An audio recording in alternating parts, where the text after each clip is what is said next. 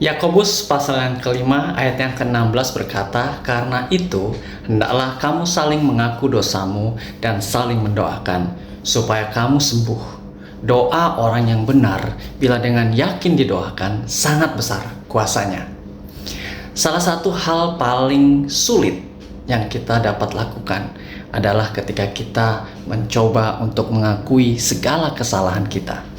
Padahal ada 4 hal yang Tuhan berikan saat kita mengakui segala kesalahan-kesalahan dan dosa kita. Yang pertama, Anda memperoleh kesembuhan emosional. Apa sih kesembuhan emosional itu? Alkitab mengatakan dalam Yakobus pasal yang kelima ayat yang ke-16 berkata, "Karena itu hendaklah kamu saling mengaku dosamu dan saling mendoakan, supaya kamu sembuh." Ya, doa orang yang benar bila dengan yakin didoakan sangat besar kuasanya. Nah, ada perbedaan besar antara pengampunan dan kesembuhan emosional. Pengampunan datangnya dari Tuhan. Ya, ketika kita melakukan kesalahan, dosa, Tuhan mengampuni. Nah, pengampunan itu akan membentuk hal yang baik dalam hidup kita. Dan sedangkan kesembuhan emosional itu datang dari pengakuan teman-teman kita, pengakuan manusia, pengakuan orang-orang yang sering kita jumpai, yang kita sering bikin salah sama mereka. Nah, itu datang dari mereka. Makanya dinamakan kesembuhan emosional. Terus yang kedua, Anda juga dapat kesempatan untuk memulai kembali. Memulai kembali, kesempatan yang kedua. Bagaimana kita supaya tidak mengulangi kesalahan kita. Di Amsal pasal yang ke-28 ayat yang ke-13 berkata, "Siapa menyembunyikan pelanggarannya tidak akan beruntung. Tetapi siapa mengakuinya dan meninggalkannya akan disayangi." Nah, ini yang Tuhan mau kita kerjakan. Akui apa yang menjadi kesalahan kita dan tinggalkan. Lalu yang ketiga, Anda memperoleh kuasa Tuhan untuk berubah, untuk memulai kembali dan untuk berubah. Jadi rendahkanlah dirimu di hadapan Tuhan dan Ia akan meninggikan kamu. Yakobus pasal yang keempat ayat yang ke-10.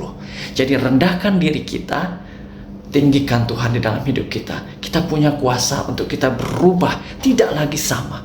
Bagaimana cara kerjanya? Alkitab mengatakan bahwa Allah menentang mereka yang angkuh, tetapi memberikan kasih karunia kepada mereka yang rendah hati. Kasih karunia Allah, dialah kekuatan supaya kita dapat berubah. Ketika kita dapat kasih karunia-Nya, kita disadarkan kembali keadaan kita sebagai manusia, maka kita akan mampu untuk mengubah hal-hal yang dahulunya buruk, hal yang tidak baik sebelumnya menjadi sesuatu yang baik melalui kerendahan hati kita.